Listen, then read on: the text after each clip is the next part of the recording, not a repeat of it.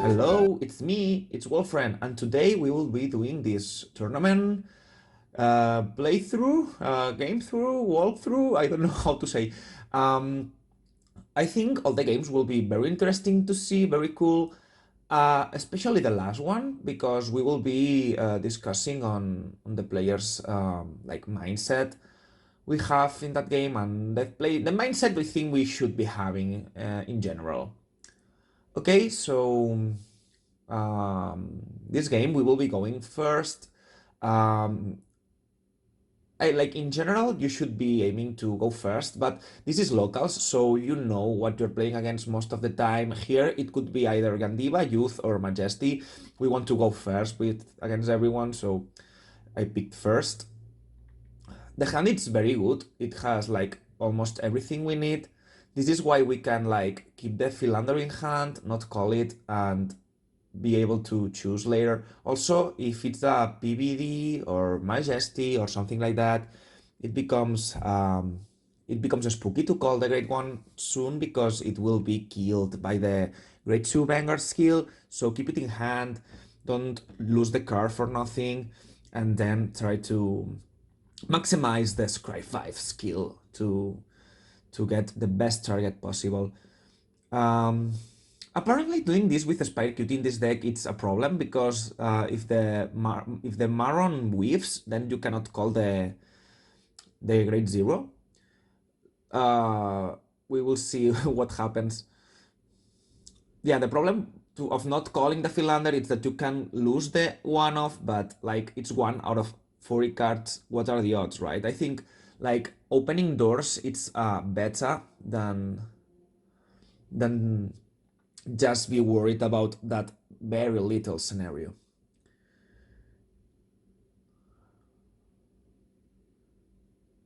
I'm so mysterious. Like I'm doing mysterious Zorga things, but by not showing the card for 3 years.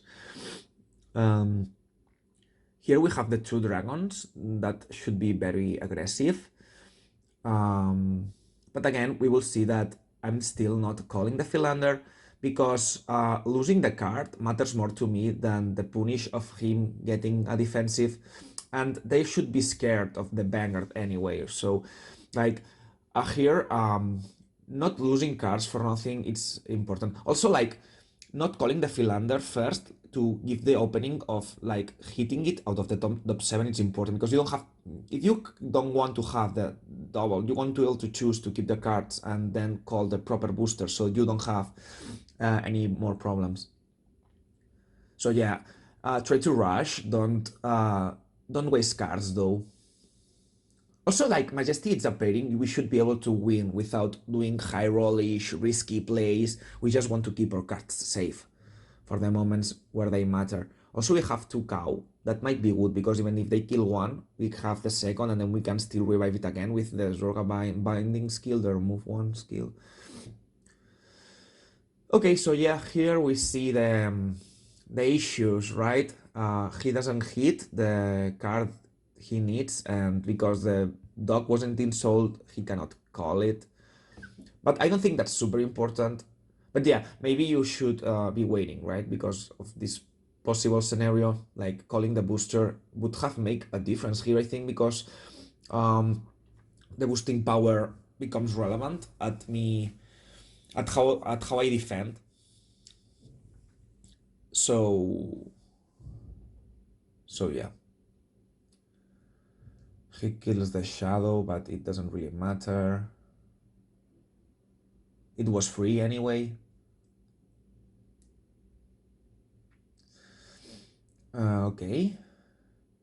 Here you will see, like, well, I don't know if you will be able to see it, but I got self-baited by what I thought Majesty did because I was confusing it with the V one every time, and I thought it was an 18, but then it was just 15, and then it was 13 because apparently you need 2 cards in the soul as well.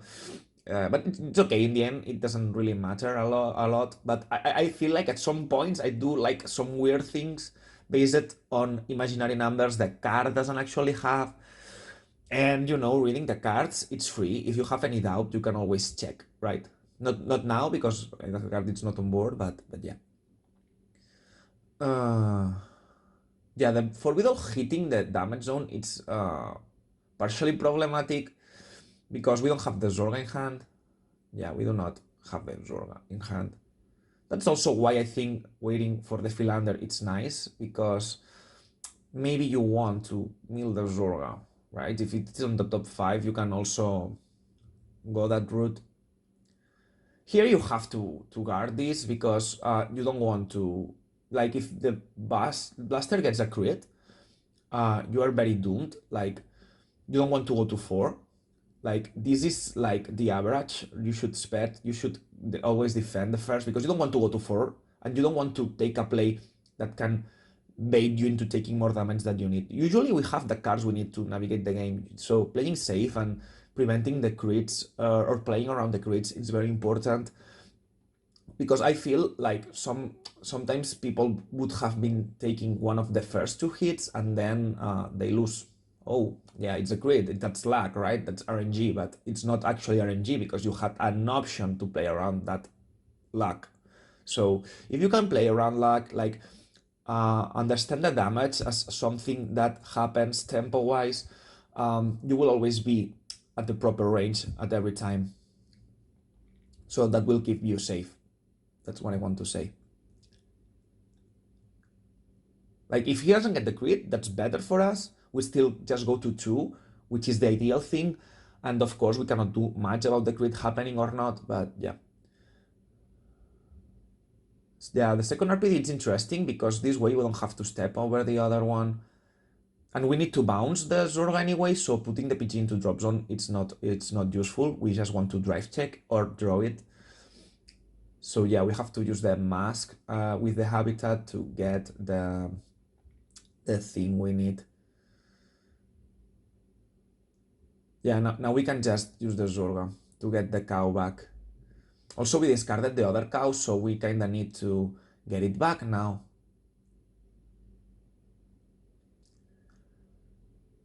Here, I didn't have the Zorgas in hand. That's why I think I went for Malice, because I could not guarantee having them in hand, and if I do not have another for Persona next turn, I might be running out of soul at some point. Also, if he decides to kill my rear guards, not the dragons, the great ones, I can still just kill the dragons with the Malice, and I can still play. So yeah. Here I think it would have been better to just no, nada. I got bugged. I was like, here sometimes you have the chance of riding to masks version first, and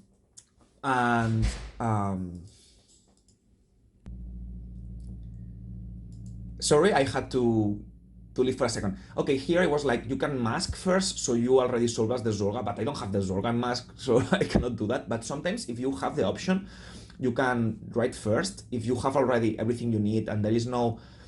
Also, sometimes you might want to draw first to see what you can or not bounce.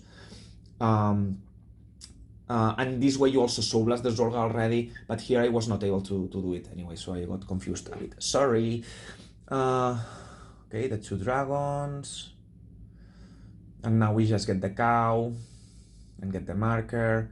And here it's interesting to just go ahead and use the cow before the battle phase, because we don't have more orders, and yeah, we would like to plus here, I think. Yeah, even if it's just to discard it for PG, but we don't want the cow to die without plusing one. Also, I think it's interesting to write first. This way you can soul blast the order, because we need orders in drop zone to play.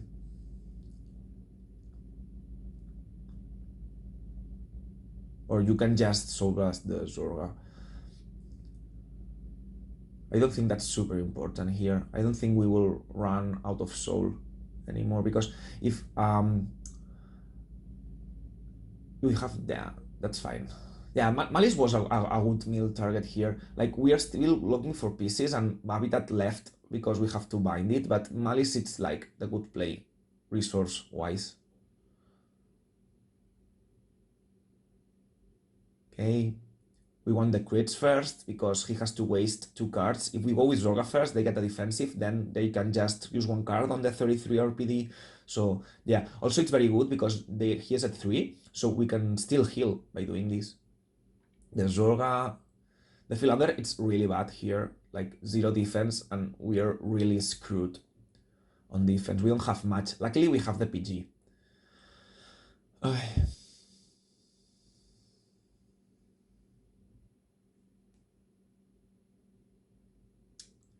Okay. 2 cards. He's wasting 2 cards. And taking damage. Like, this was like doing 4 attacks because he used 3 cards and took 2 damage. This can be like equal to 5 attacks to some decks because this is more or less the amount of cards they make you waste. But we have the addition, we don't lose to defensive, so that's nice.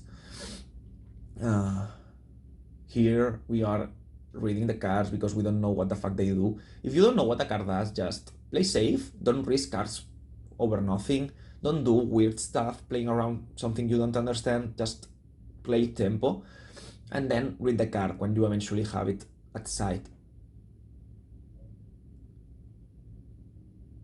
Take your time to read the cards, there is plenty of time to read the cards.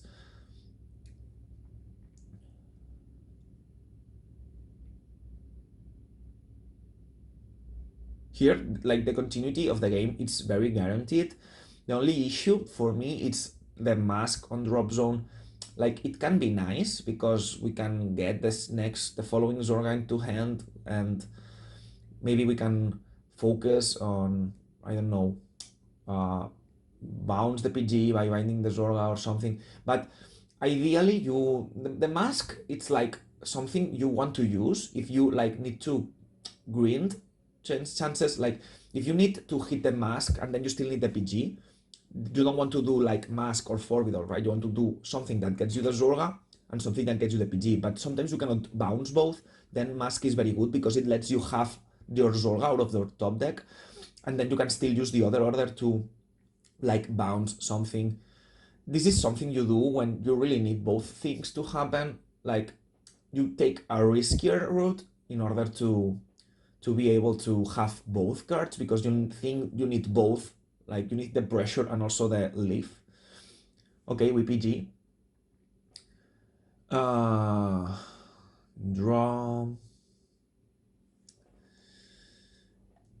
Okay, fuck. Okay, now I'm back. It got froze.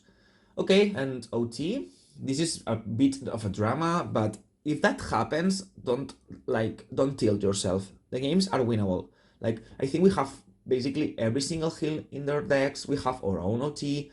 We didn't take the damage here. We just need to take Evelyn. Also, that's another good reason to not go to 4. If you have only 1 PG, you don't want to be at 4 because that's when the OTs kill you. Okay, you want to play safe. If before the Vanguard swing you're at 3, you are not losing that game at that point, that turn, and you can play around the worst outcomes. Like, I think most of the hands you will be able to play around worst outcomes. It's actually doable. So you should, in the measure you can, right? Here we haven't wasted cards and we have survived the turn by playing around those bad or worse outcomes, okay? So yeah, we will talk about this again in game 4. How players perceive luck as an outcome, but they are not really able to put that into context for the game, and they get tilted and lose very winnable games just because they lost sight at the moment of these little tiny things happening. And sometimes people think they are having bad luck while they are actually having good luck, and they waste the good luck. Luck, it's an opportunity. There is a lot of mathematical outcomes happening around us constantly, but luck, it's the opportunity. Sometimes you have the opportunity and it's only luck when you actually take it. there is a lot of things happening around you that you don't even realize or that you are not able to put into the proper context.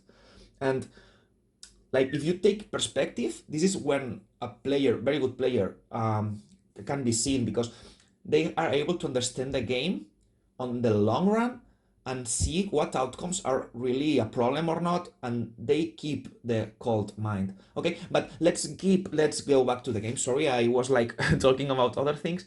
I will talk about this again at game 4. Game 4 will be really interesting for you to see. You will see. To be honest, I will be very honest here. I lost a bit of track of what I was doing. Ah, yeah. Okay. Ah, yes. I remember this. Because here I have the philander and I wanted to like wait, but it's just better to use it first and see what happens. And we can now kill it for the malice and we can keep the Zorga in a drop zone for the next turn. Here I was like, okay, let's try to find, let's use the thing, let's see what we draw. But no, here it was like 100% using the philander and kill it. Yes.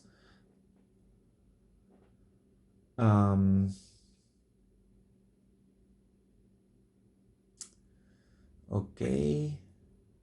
We have to mill the card. Here, another moment of me going too fast. Just read your fucking cards. Jesus. Like, I recon playing against me must be super stressing. I'm always doing everything super fast. I not do it on purpose. It's like my average mind state, the hyperactivity. Okay, okay, we got the PG. We have 2 PGs. Like here, if we heal, we are pretty much guaranteed surviving with a bit of luck, right? So yeah, I don't know. We should always do the maximum we can in relationship with what odds we are involved. And here, like going for the heal, farming the defense, assuming we will survive, do not waste cards. It's the safe thing to be doing. Also here we can double crit him and win the game. It's not heal, it's OT, which is basically the same. We just need actually the heal emo. Like here, if this is a heal, we have the 2 triggers in hand, the 2 PGs. We just need to like take the first damage and then PG, and then the other, and that's very fine. Like, why would I tilt just because the OT happened when I have my own OT, when I have my heals? I don't know. Okay.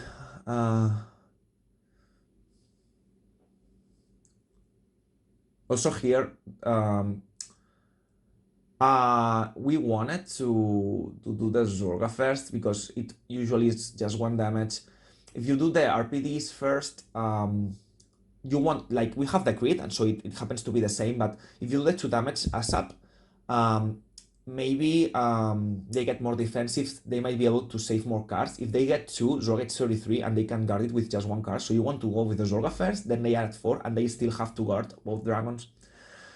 The sad part here was not having the kill, but we do have it now because we healed, so we are really favored to win now. Just 1 heal would have done the trick. Like, we don't need to jump on, oh, okay, OT, that's why the player win. No, we just need 1 heal. We had 3. Well, 4 because the OT is also heal. That's why Elder Breath, it's really pokers. It's pokers. It's pokers used for that. I don't know.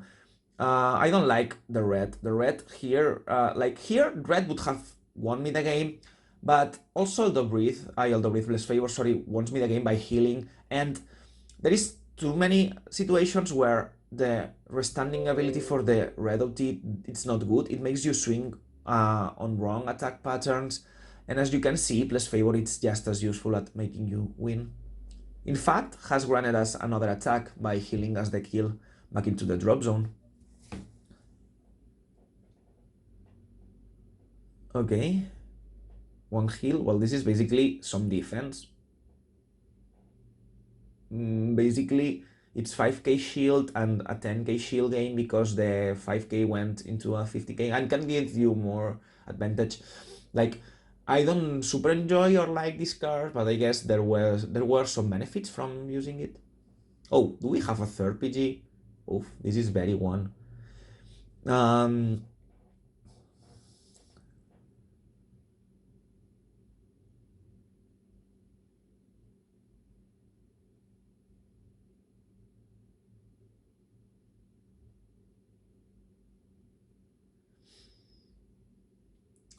Yeah, also, I think I forgot about Majesty's power like 3,000 times. Here we can see a situation where the marker in front of the cow helped us. It was a bit of luck because I was doing this because I thought Majesty would be an 18k, so I wanted to be 48, and it was just 13 most of the game. That's okay. But here we can see that since we didn't have the kill, having the 48 column was interesting until that point. So that's why I sometimes think the marker can be in front of the cow. But in general, if you can put it in front of the philander, it's better. Here, it was better doing like that. So I'm kind of glad I got confused over the Majesty skill.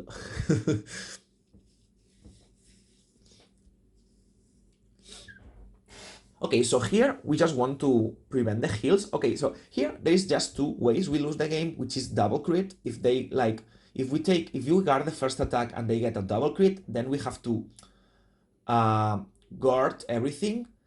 So if we take the first damage and then just double PG, triple PG, we win always, so we want to do that. Another reason to do that is because if they double heal now, we might not be able to still kill them. So we want to prevent or lose conditions, which is them healing twice or they're having two crits. So here 100% what we should have be doing, what we should be doing is take the first attack and then PG, PG, PG, because it covers for all the outcomes. Like there is a lot of moments where we have the chance of playing against all odds and winning against all odds, but we do not take the safe course of play, and we really need to learn how to play around the outcomes.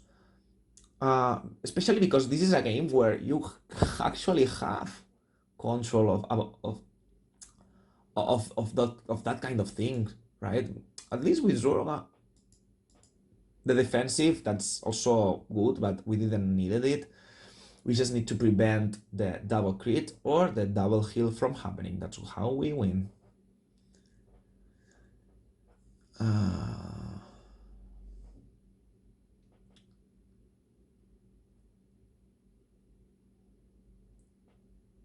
And if they don't have it, they don't hit it, well, that's fine. We just played safe. And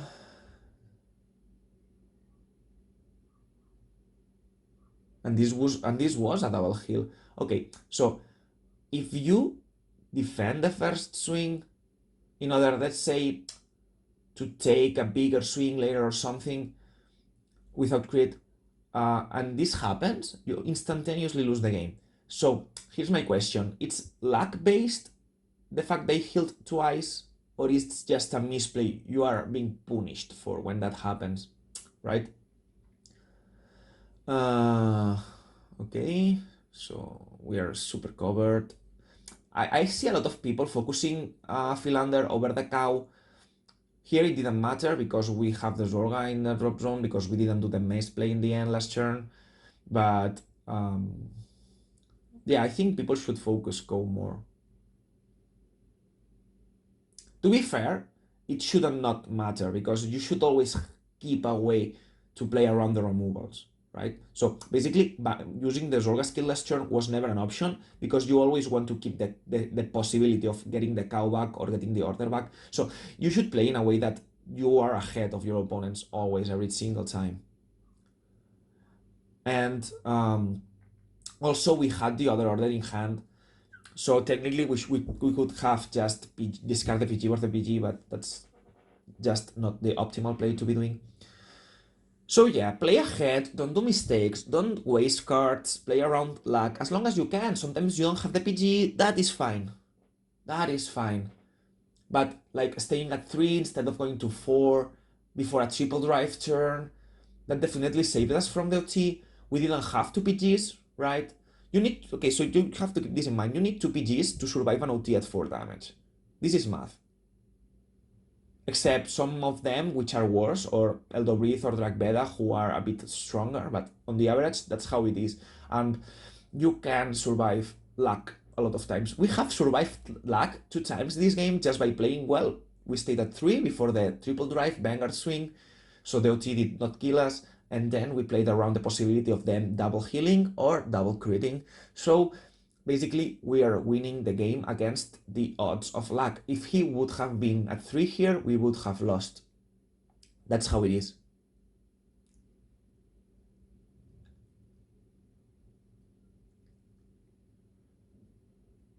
I'm not saying we win. Maybe we do not. Let's wait. Let's not get ahead of ourselves.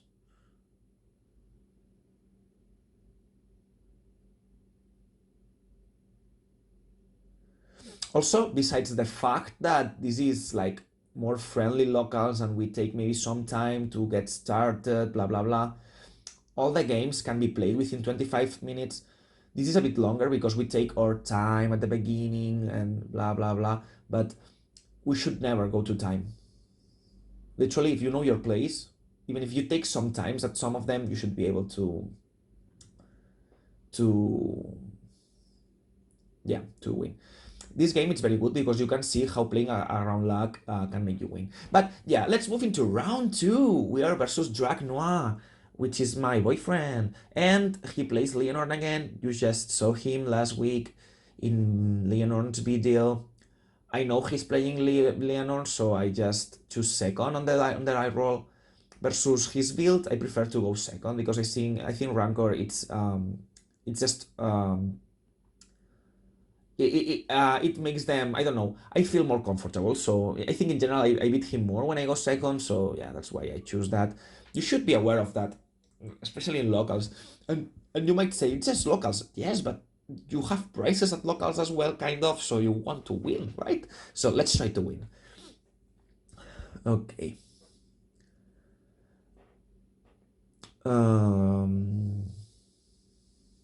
Yeah, I try to lift like the mulligans and how we shuffle because it's more tournament-like. So I thought this could be something you might be interested on seeing.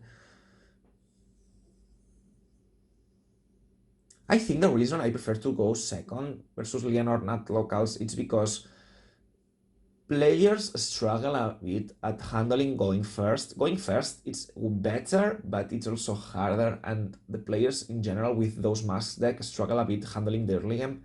So this puts them at an ironical disadvantage because they should be favorite, but they happen to make mistakes or something like that. So you want to make them go first, even if the right choice might be going first. Yeah, first. So here we use the habitat. I think we have a philander in hand, but again, you want to use the habitat first. Try to see if you hit the philander and save the option for later. Do I have another philander? No, I do not have another philander. Yeah, okay, just don't get baited by the I might get the double dragon play turn 2, turn 3, because then you do not really take advantage of it. And here also we have the option to do the 3 laning, but I think like the 3 laning can go better and you can like humiliate your opponents a bit.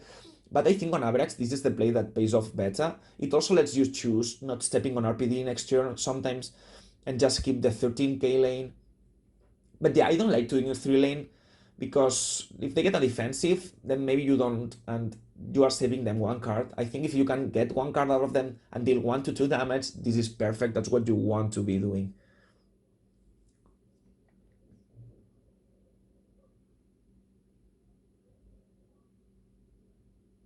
I like taking this damage in general, so I can use my cow tempo.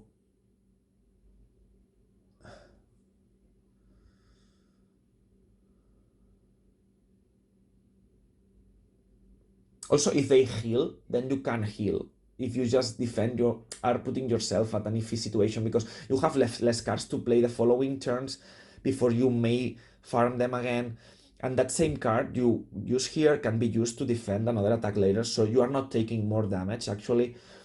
And it lets you play more smooth, and it opens for things to happen. If they heal, then you can heal, or maybe you can handle the attacks better next turn and you have a better guard pattern. We get one dragon. Also, we want the marker to be on the opposite side because we will be stepping on the dragon, so the dragon will go to the marker on the opposite side. Oh, yeah. Yeah, here I forgot. I so dumb. Here I forgot to use the shadow. You have to shuffle. If you call the shadow, it's mandatory to shuffle. Okay, my brain has this issue. Okay, if I have a task in my head, and sometimes it appears a distraction, I forget about the previous task in order to do the following task. I don't know if this TDHD, I don't know, but yeah, I wrote the shadow, forgot to write the hash, so I wrote the hash, and by doing this, I forgot about using the shadow.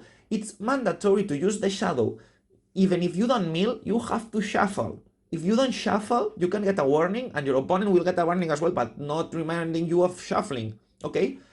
It's fine, it's locals, and he did tell, we realized when I do the expressionist move, but yeah, this is, I mean, this is not like a misplay, it's just some moment of not paying attention, but it's mandatory to at least shuffle the deck, okay? Do not forget, you cannot call the shadow and not shuffle, okay? That's important, because it's something that doesn't happen a lot, but it's there, it's on the card rules, so you have to do that. I feel so dumb for that. It's like, oh my god. And now I have a complicated game because I don't have the fucking four-wheel in my drop zone. I'm so dumb. It's also funny this happened. You can see Wolf making Wolf jokingly cheating without intentions. But yeah, this is actually something you cannot do. You have to shuffle. Also, like in any case, I did not want to use the shadow. I wanted the four-wheel. I need the four-wheel. I think I do not have the Zorga in hand. Do I have the Zorga in hand? Jeez.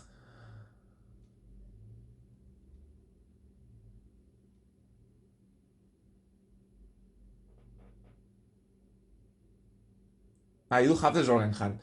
Yeah, but it's still problematic because we won't have the second, and also we don't have the second dragon. Like, this was such a fuck up.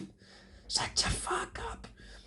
But this is cool because this also shows how the slightest misplay can fuck you up very heavily. Like, Zorga is very good, but you need to do things well, or it punishes you a lot. It's a punishing deck to play, let's say, yes. I'm so mad at myself.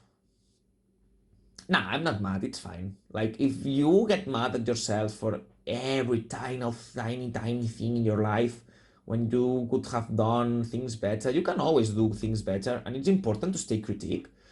But you have to do it in a healthy way, right? What can okay, let's say I get tilted here. What's the benefit from that? And we'll just play worse the game and lose something I can perfectly win. So why succumb to the tilt? That's pointless, that's not rational, and it's not a competitive mindset at all. If you want to win, just stay with the cold mind, yeah, cold-blooded. You have to stay cold-blooded. Another instance from a player killing the philander instead of the cow. And here it would have mattered more. That cow will plus next turn. You want it to be dead. Or at least you want me to Zorga to get it back, which is another CP. However, I do not need to get the card. Okay, so here it was something very important. Here you saw that I guarded the first two swings instead of taking the first and try to get the defensive. The reason for that is that, again, how do I lose? I lose by going to 4. If I go to 4 on a Leonard turn, on this turn, I go to 4 for their Vivace turn, I will lose. So it's worth for me to not risk taking the first two, even if I can save cards, but hitting a defensive because the second attack won't hit. Here it's more important to stay on the proper range, like 2-3 damage instead of 4. If I had like if I have taken the first one, I'm at 2, then the Leonor and the other attacks are putting me at the risk of going to 4, and I don't want that. I rather waste a bit more of cards, especially going second, and I can afford it, rather than take the risk. No, never take the risk. You need to play for the maths of the game, the amount of damage you need to be, the amount of damage you need to opens to be, and you need to guard in a way you can stay within the safe thresholds. That's how you win games. Here we are going for the defense, 100%. Like, really, it's not such a luck-based thing as people think it actually is. the safe play wins the games. You don't need that much of a lag. Of course, if your opponent hits 4 times, you will need to heal, or you won't be doing it, or you will need crits. But yeah.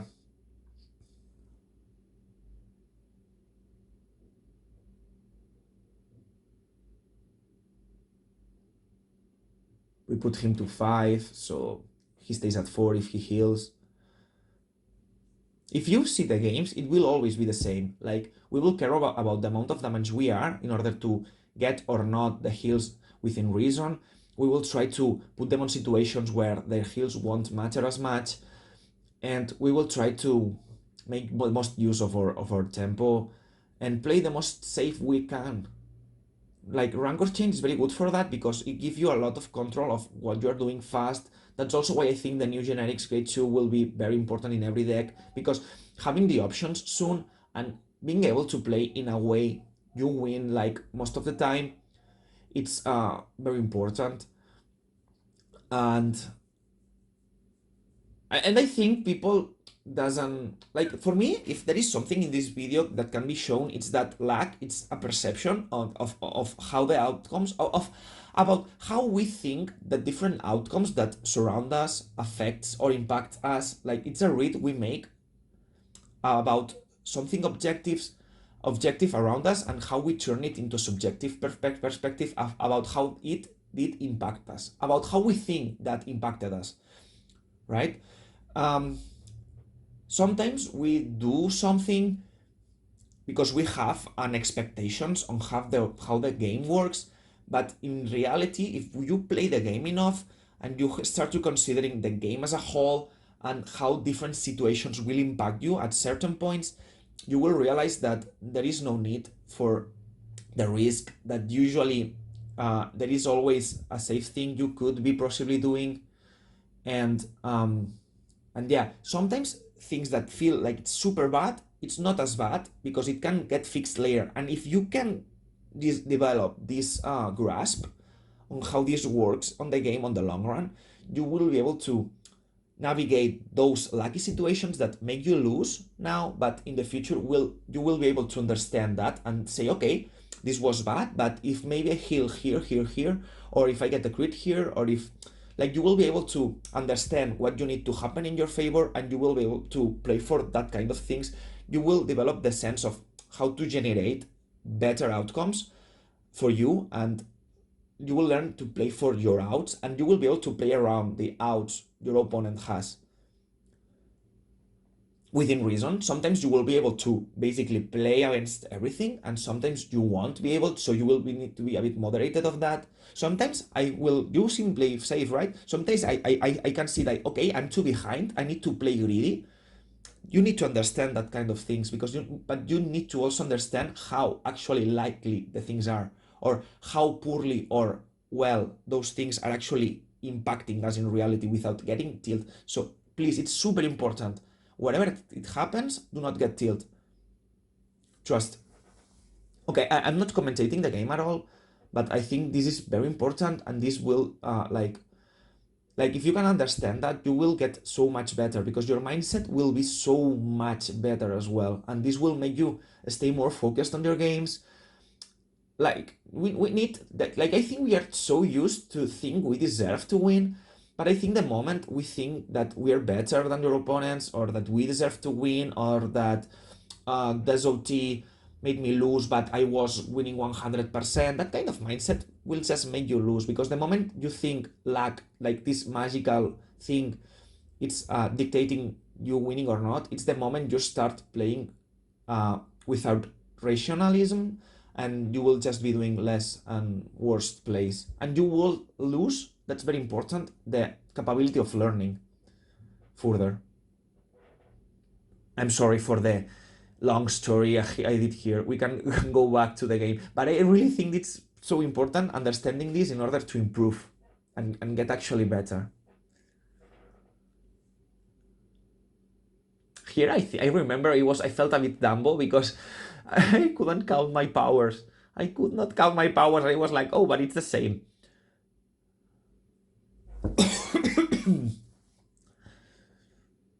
He was a bit unfortunate with the two double B bus going to to damage, because this means he instantaneously lose the most strong play, which would be the persona right onto Vivace for the turn 5. But I mean, the deck is still good. Like the masques Leonor can still win regardless. Okay, so GG. We go into round 3. Sorry, not turn. We are currently 2-0.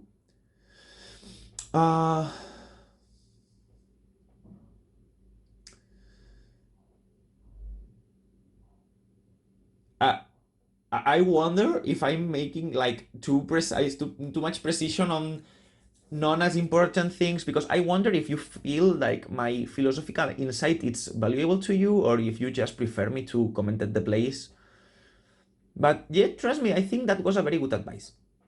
Okay, so he's Axel. We know he plays any Dark States player in his Dark States deck. He's the Dark States player we have at the shop, so he's always playing Lucier, Gridon, Rejeweled.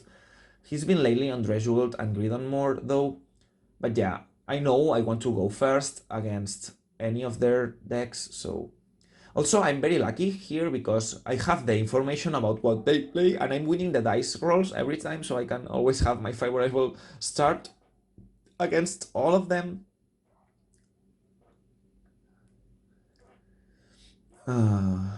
Let's see what he's playing today.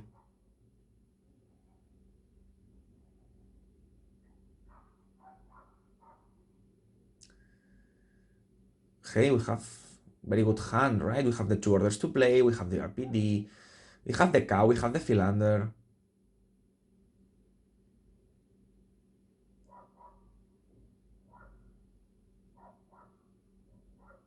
I think I just put this one because it's the card I'm planning on using next turn.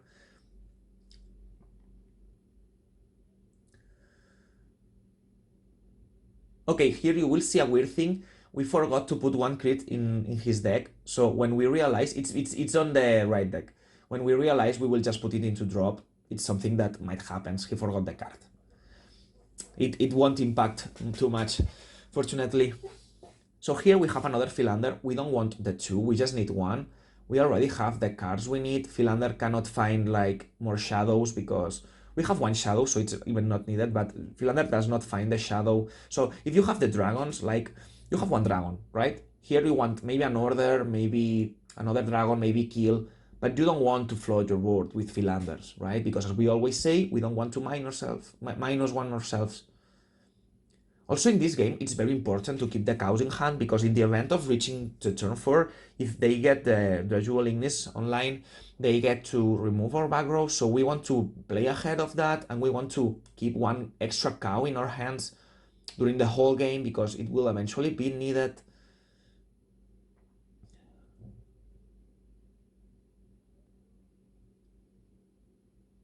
Okay, we get the cow, we get the marker, and we might keep the Philander to step over it. Also, here, he 100% has to put a 15. Here, the right play was to put a 15. It would have been punished by the OT though, but here you just put the 15, and then the RPD is always going to hit, regardless. That's the right play to do, because if you don't get a defensive here, then you cannot guard anything. So, well, you can guard the 18k, but yeah. Not putting a 15k here, it's the kind of risky move we are talking about. You always want to put the 15k because the chance gain of the chances you gain something out of the offensive, it's just so slim that it's not worth taking more damage than what it's needed. Okay?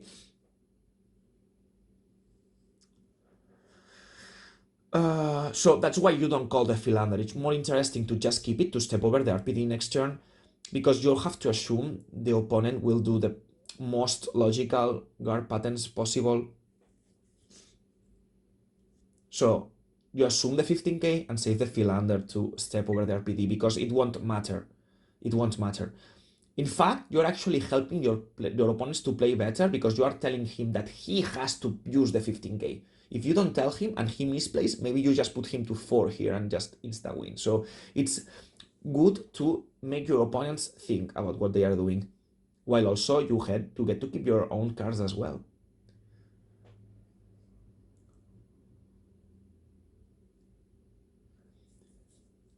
He's playing the Gungrams, which I think is interesting because I always like that card. I know it's not the most played, but you get to draw a lot.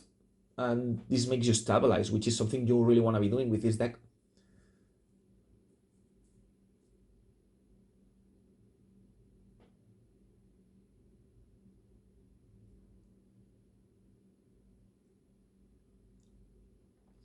Here we want to, yeah, we want to use that. That's the right thing. Maybe with a Zorga.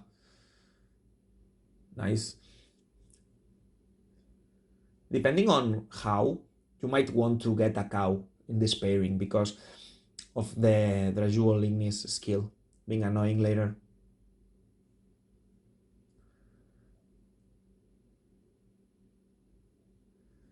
We just do the bouncing. Yeah, here's the crit. You can see the crit under the right leg. And we just see it later. Here he's telling me, and I'm like, it's okay, friend. Just put it in the wrong one. Maybe we should have shuffled. I don't know. It's okay, really. It's just one critical out of the deck. It's not a problem at all.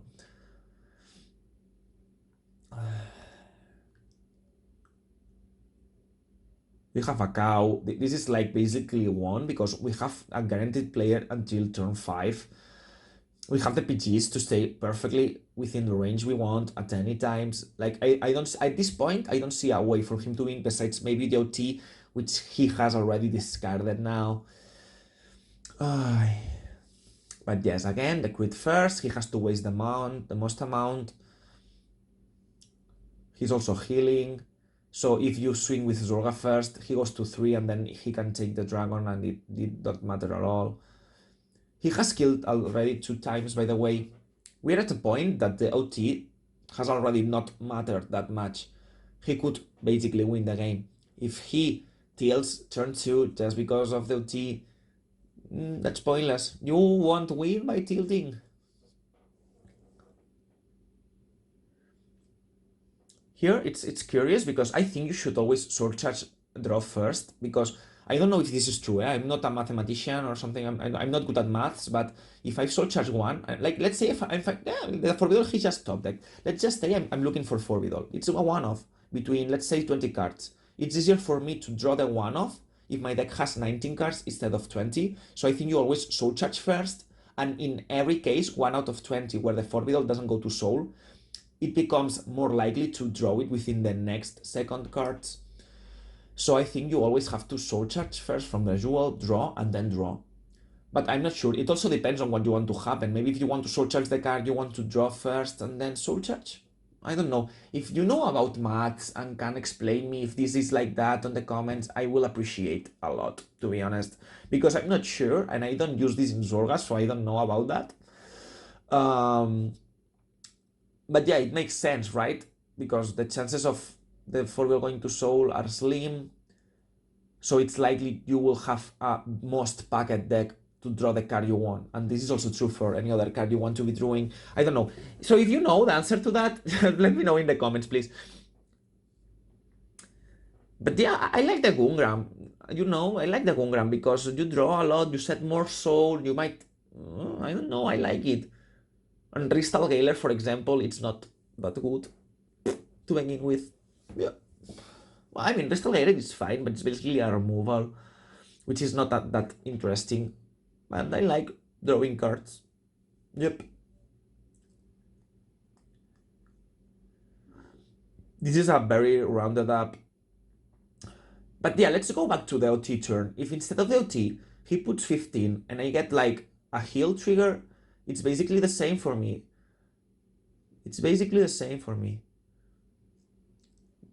However, the play he did was worse against any other trigger because I deal the same amount of damage basically, and he cannot guard. I don't know. Now we play, we prevent, we are PGing this 100%. We don't want to take, we don't want to go to 4, we want to stay at 3. This way the Dragual Ignis won't kill us. Dragual Ignis, it's with Zorga, because you have the PGs, can only kill you most likely if you're at 4. So our main concern here is to guard the crit attacks. Again, I have to wait. I'm so impatient. Everybody tells me I play too fast. Yeah, so we PG the create. We want to third time he heals. Just imagine if he had not get tilted turn 2. It turns out the luck can come back at you. Um, okay, so we want to stay at 3 damage. We can take 1 and then we defend the other one.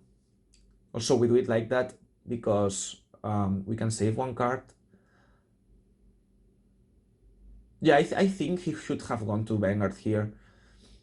We had the heal, but the heal, it's more shield and not the shadow, and we can get the shadow back if we want to anyway. He healed 3 times, which is a bit rough, right? It's a lot. We cannot really... If he was at 4, this was 100% as winning this turn, but... well, it depends. Do I have kill? With kill, I think we can win this turn. Without kill, it's harder, of course.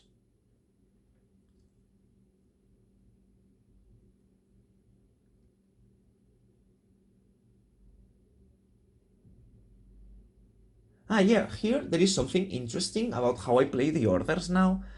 I think it's there. It might not be there. It's been yesterday. There were a lot of Zorga games, but let me think if that's the thing. Yeah, because I feel like I want the boosters because I want every single attack to matter more, and if he takes the first RPD, I want the Zorga to go boosted because I don't want to be a 33 versus a 33. I want to be a 41 versus a 23 or 33. So I want here to have a booster for Zorga, and I will do like a weird calling because I do also want to get the kill, while also want to be able to just call the gray one from the top deck instead of using one from hand.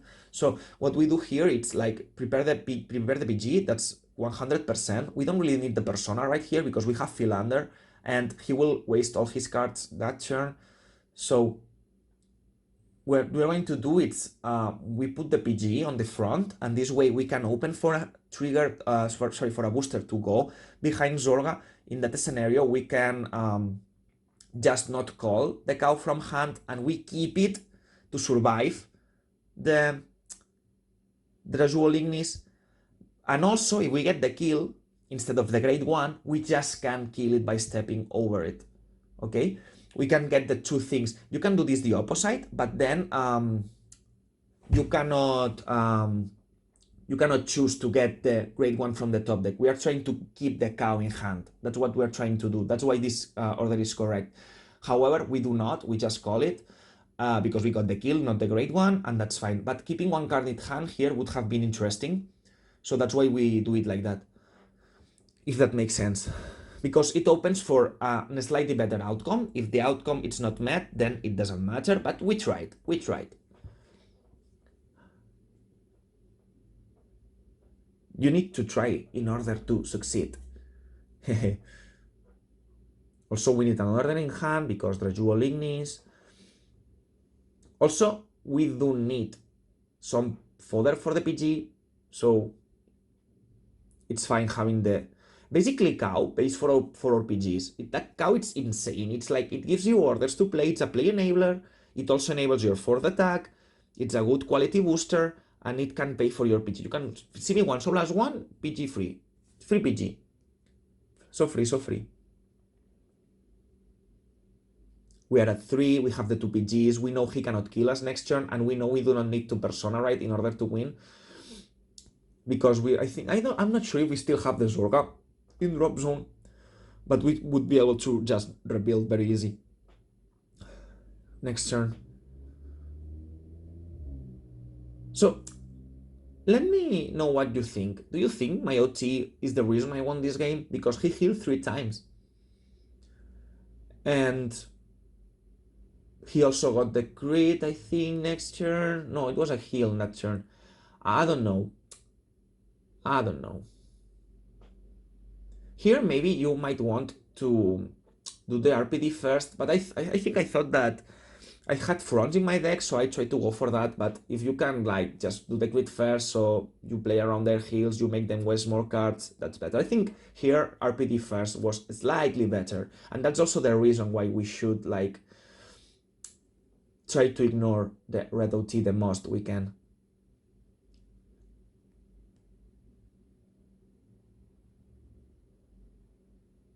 Yeah, here I'm telling him to leave the guard on the zone because otherwise it gets confusing for the viewers. Here I'm like, kill it's a 30k. If I give the trigger there, it will be a 40. It will still be 2 cards, and it's a 30. And I haven't seen any front yet. So my idea is like, okay, 30 will be 2 cards most of the time. And if I get another trigger, I just win on the spot. So I give the power to the Zorga and the crit to the kill. Because this way, he cannot really take the kill to heal. But I didn't feel like the power did matter. Here, most of the time, this happens. He could have also have the front, but the point is I didn't see him, so I kind of went for that, and it worked, okay? And also, I was like 100% surviving and then killing after, so yeah, that's something I tried here. Okay, round 4, and this game, it's very important, because here we will see how people, and this is okay, he's my friend, he's my teammate, and I do this because I know he wants to learn, so I will be very rude. Well, not rude, but I will be honest, okay? People doesn't understand how luck actually impacts them, okay? People see outcomes and they judge based on that very tiny moment. If that was massive or I lost because no, and they get tilt over the slightly teeny detail all the time, and they don't put it into perspective, okay? um, this is you will see, okay? And then they are so eager to forget how their own misplays punish them for doing, but if they get a slightly unlucky, they are like, oh, I lose because of luck. But nope, everything makes sense together, and sometimes we don't really impact how the tiny outcomes are actually impacting us, and you will see it here, and I will do the analysis of the whole game at the end.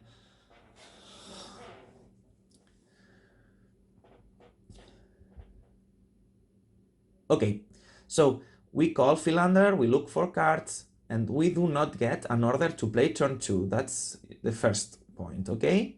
So we are going second versus youth, and we need to hurry up, and we really want to push, but we see we don't have a way to put the most pressure turn 2. Let me check, because I think I have Shadow Cloaks in hand, so maybe we can put something together. Well, okay, we have the Shadow Cloaks. Here we need to, with youth going second, we need to be more eager to take some risks, okay? Okay, this is information. He doesn't 15k, the Vanguard. He kills, he heals though. So the most important information here is that if your opponent is good, he's always going to put 15 into the Vanguard. This means the 5 cards in hand, only 1 card can be a 15k, because it's the card he just drew. The other cards are like 99% guaranteed not to be a 15k shield, okay? So we need to use that in order to make him be annoyed on the Fergosa, okay? Because any 15k swinging into the Vanguard, it will be 2 cards automatically, because he doesn't have the 15. He can only have 1 15, okay? So let's use that to our advantage. This is a read you have to make based on how they are guarding, especially if you know if the player you have in front of you is good, which you should be assuming every time. We know that only one of his cards can be a 15k, and we remember from the guide that we want the Fergosa to intercept, but for free. We don't want it to be intercepting for free, okay? Here the right order is to go Fergosa first, because I will always give it 5k, but if I get a defensive like I do here, then Fergosa doesn't hit the Philander. You want to do Fergosa first always, and then do the other thing, because you can choose one more card. We should always play around fronts also on our attack patterns, which I'm going to do here, by the way. Okay, we don't want to use an order anyway because the RPD would be would be put into the bottom of the deck, so we want to like use the 2 shadows to push. We don't want to give him the free dragon, and we want to play in a pattern where we can prevent Fergosa from intercepting, okay? Or if he intercepts, which should be the case, that he puts another card from hand. We don't want the Fergosa to be intercepting for free. We don't want Fergosa to intercept the shadow, okay? So what I do here, it's like I will go with the 18k first column because he has to waste 1 card. This way Fergosa it's not plussing. And then, because I know he doesn't have a 15k, he cannot guard the Vanguard either. Okay, so let's use this to our advantage. Okay, we go with the 18k first, which should guarantee the thing working in our favor.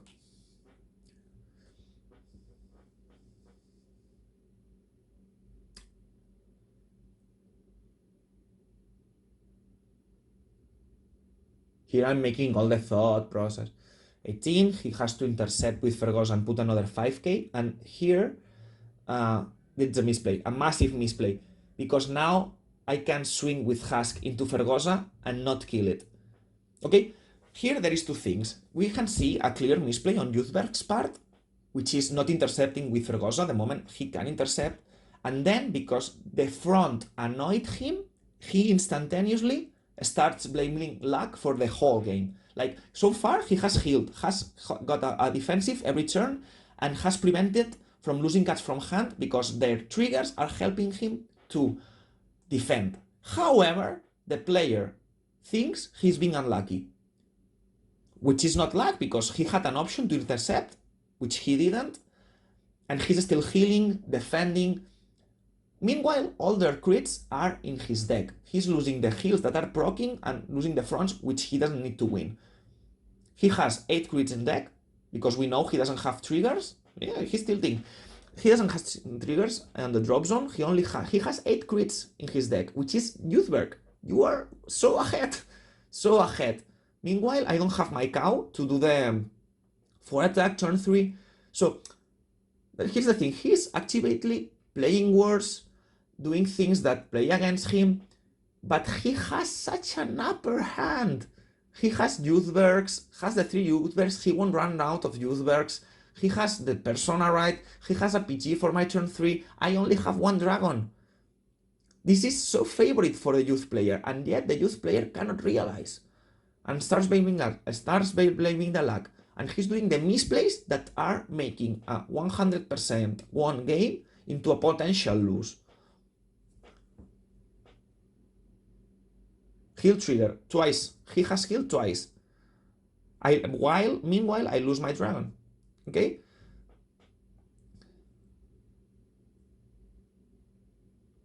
I think this is very important. This doesn't matter. You can discard 1 for the PG, and you have the other 3 in hand. You have everything you need for the whole game. You have everything. You have healed twice. The Zorga player cannot play.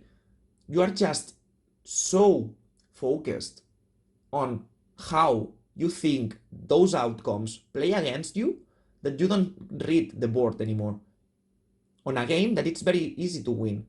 He has 25 cards in the deck, he has 8 crits in the deck, and has healed twice, and has OT. Here, I'm playing around the crit, because I want to stay at 2. If we go to 3 or to 4, here we're losing. Also, we are a bit behind, and I'm starting to realize that we need to play for the longer game. So, because it might be hard to kill Youthberg, because we don't have double dragon turn 3, and we are a bit behind, right? Because of how lucky he is being, actually.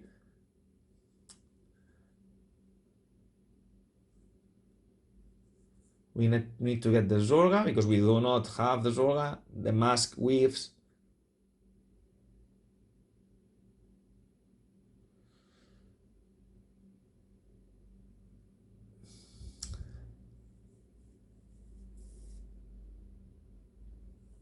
Yeah, this is more like we can learn here from another kind of mistake, which is letting our psychology make us read things in a wrong way.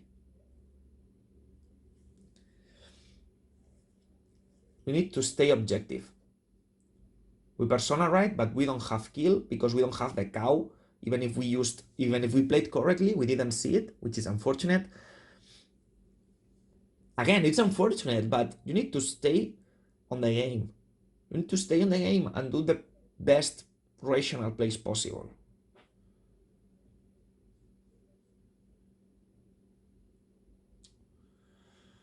We want to thin because we want to heal.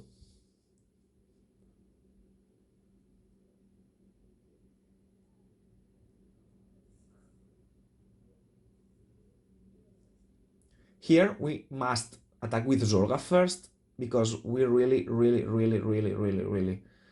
need to heal that dragon and to heal in general.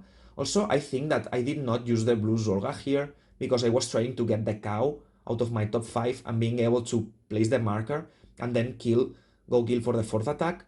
So this is why I didn't use Zorga blue, because I wanted to open for that play. In the end, it did not happen, but it's fine. We still healed the RPD as we needed to. Usually, you saw me attacking with the RPD first, but here we needed to heal in order to win. He heals for the 3rd time. He still thinks he's unlucky. And now the dragon... Luckily, we have the trigger for the trigger, so he's still using the 2 cards. He PGs, which it's fine. I don't know.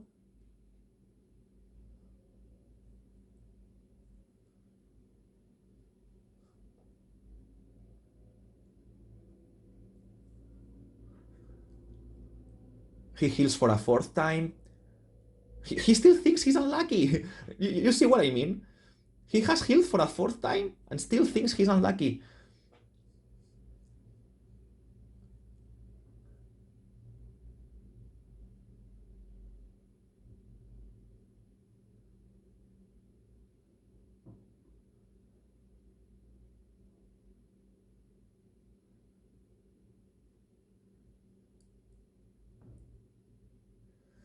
Okay.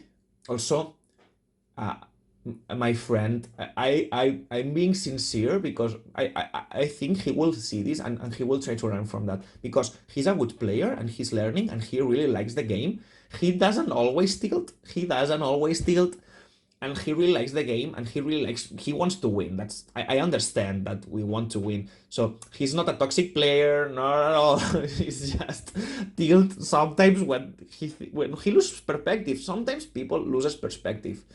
And that's bad. So that's something we should learn from. So that's why I'm being honest here, because I think he will see the video and he will be like, okay, that's true. I need to do this tiny thing better because I'm getting better at the game. He's betting at the game. So he really needs to, this is like his issue, right? We all have to improve things, maybe memory, maybe, but he has this tiny attitude problem.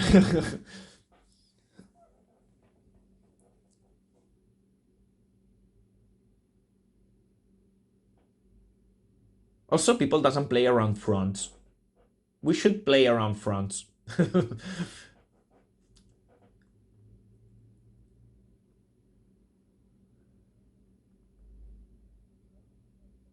Also, I like playing versus him a lot. We play a lot on... I'm playing him Welstra now because I'm testing Welstra. We are testing the future decks. Okay. Here we needed him not to get a crit, but he has 8 crits in the deck, so... But we cannot really do much about it. If they happen, they happen. But we want to be able to defend from Youthberg, which is 100% confirmed to have the crit. And also, like, if we take the first Youthberg, we had a defensive and he doesn't get the crit, we go to 2, and we can stay very healthy. Besides, we cannot really prevent that crit from happening because they can put it just on the Fergosa and we have the problem anyway, so let's not skip it, right? We have to accept the fact sometimes they will have the crit. So that's what I say, like, you have to play around it, but sometimes you cannot. If you cannot, you cannot. That's fine. But we need to be understanding of that. We have to cannot. Sometimes we think we cannot, but we can. And so, yeah, so we have to learn still. We try to stay Oh, do I have defense? Can I? I don't. I can't. I have to take, right? Or not? But okay, because I have two. Okay, I have two and I can intercept. Yeah. Here I was like, can I do a double bouncing? But I think I count my cards and I don't think I can, so I just do that. Yes. Luckily, we have two dragons because we healed the dragon. We draw PG and we draw OT. We have already drawn two heals, not the best, but here we have PGs. Here the important thing is like we have two PGs. If we can farm a third and he doesn't get a crit, which he probably will because he has 7 in deck, somehow. But we need to focus here on hitting. We need cow and we need a PG. Okay, so let's do a play that can give us both. Here I was considering like I think it was here that do I have the malice in drop zone? Because sometimes malice it's really nice because it draws you one and you can randomly draw into the card you need. That's something that's interesting. And some yeah, I have the do I have okay. I have the malice and I have the mask. I have everything. Here I'm considering that to try to see if I can bounce the Zorga and use the Malice, something. Like if I can remove the Zorga to get the Shadow and do a combination that gives me 2 cards, but there is no way because I need a 4th soul for that. Because I do only have the freezing hand. If I had the cow, I could like use the cow to Soul Blast the Zorga, get an order that is Soul Blast free and try to do it, but there is no way. So I have to focus on just one RPD. So the only options are like freeze to randomly draw the PG or something. I can also do the mask in order to get the cow. Yeah, here yeah, but for cow, habitat it's the best, right? So maybe freeze habitat is the play here. We just get 1 PG and try to hit the cow out of the top deck. Yeah, we prepare the Zorga just in case. The cow comes, so we can get the PG here, which is guaranteed, and use habitat to see if we can find another cow. And we can always just revive it with Zorga Blue for later. So yeah, let's. Oh, here I forgot to call the card, but here you have to call the PG. Here you always call the PG, okay? And now I'm realizing, but here you have to call the PG because it's the win condition. You need to get the 3 PG. Please, Wolf, do that. Don't tell me you are not going to call the PG. Well, first, wait, sorry. First, Wolf needs to realize. Yeah. Here I'm telling I have to, yeah, the PG. PG, please. Zorga? What am I doing?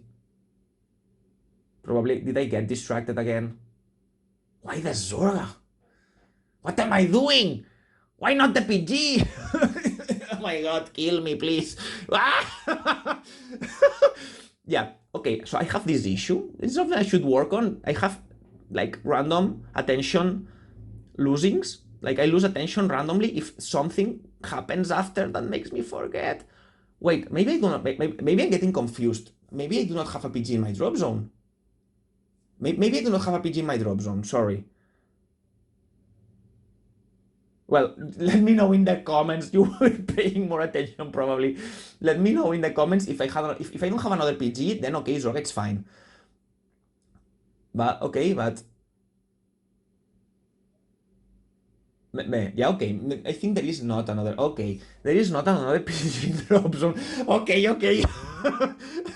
Oh my god, sorry. Yeah, there is no another PG in drop zone. So yeah, I won the Zorga. My bad. Okay, because I don't have soul and like if I can prioritize defense, that's fine because I will be able to do the 4 attacks anyway next turn.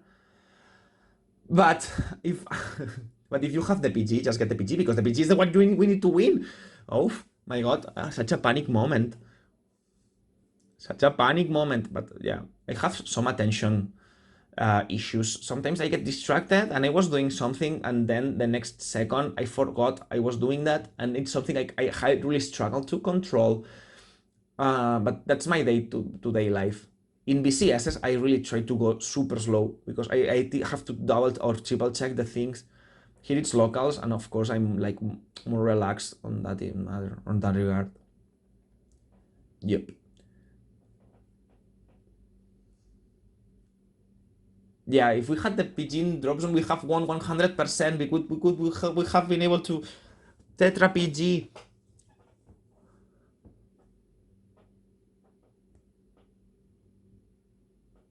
Okay, so this player who healed 4 times and complained the whole game about how they had problems now has a 10 cards deck with 7 crits in the deck. Okay. Yeah.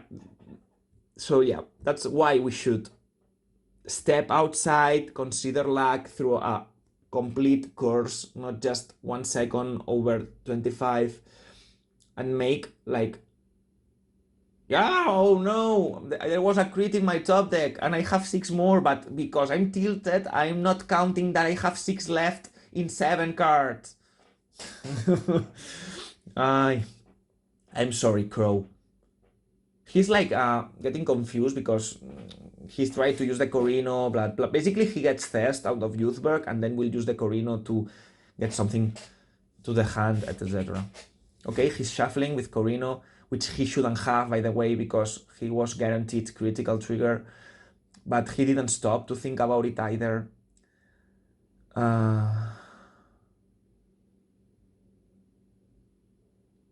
This game, it's reaching its end game. If he hits a crit, he wants. I can only defend from 3 attacks, so what I'm going to do is just take the first Youthberg swing. So it's just 2 triggers for the crit instead of 4. And if he doesn't hit a crit, we win. Also, it's worth noticing that we were not able to bounce PG through the game. If we had drawn 1 more PG, or we had 1 PG earlier, maybe, etc., we might have been able to win. Like, we played the game with just those 2 PGs, and those will be the first PGs we use this game. I think we had 1 PG turn 3 or 4, but we could not, no, turn 3, no, we got it turn 4. Yeah, I think we got the 2 PGs this turn. We never got a chance to have a third PG or reuse any PG. If we had 1 PG earlier, we would have won because we would have been able to use it the previous turn, stay at 3 damage, and then just bounce it again, and we would have won. But we were a bit unlucky on that, maybe, and we did not.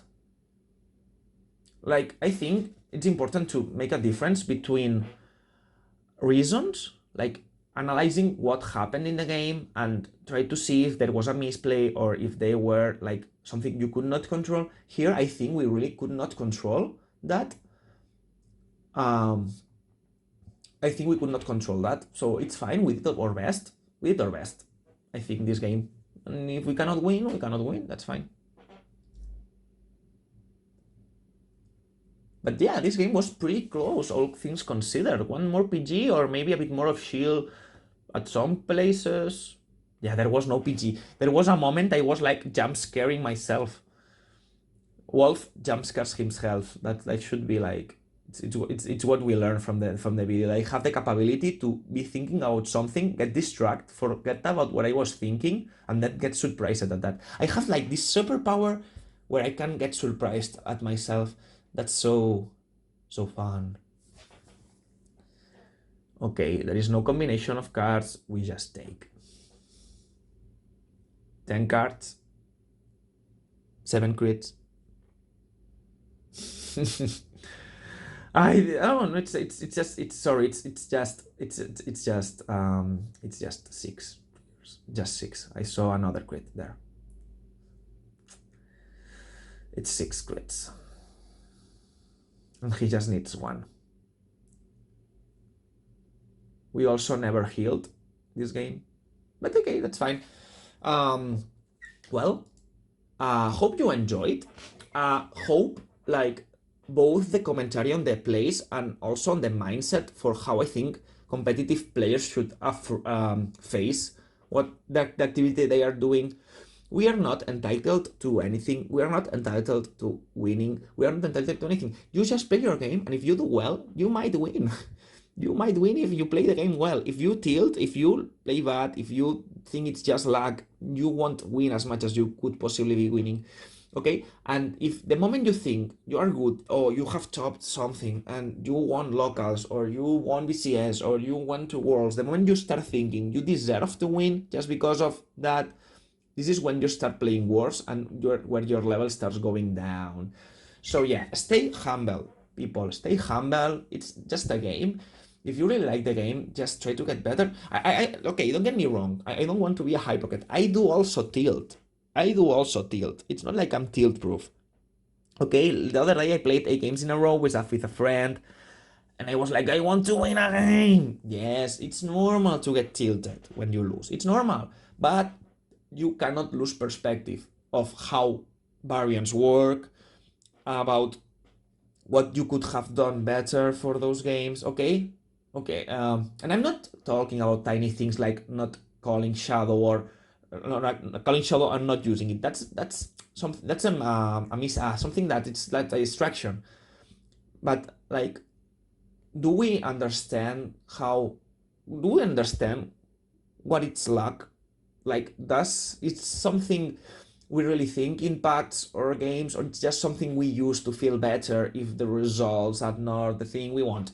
Oh, that's a question, but I think it's a very important one, and it's something like that really keeps or prevents us from doing better. Okay, so hope you enjoyed, hope you learned a lot, and have fun, stay safe, and see you soon. I will be doing a divine. I think I will do a divine profile for a decklist for every divine skill unit. I like that. Okay, maybe next week. See you soon. Bye bye.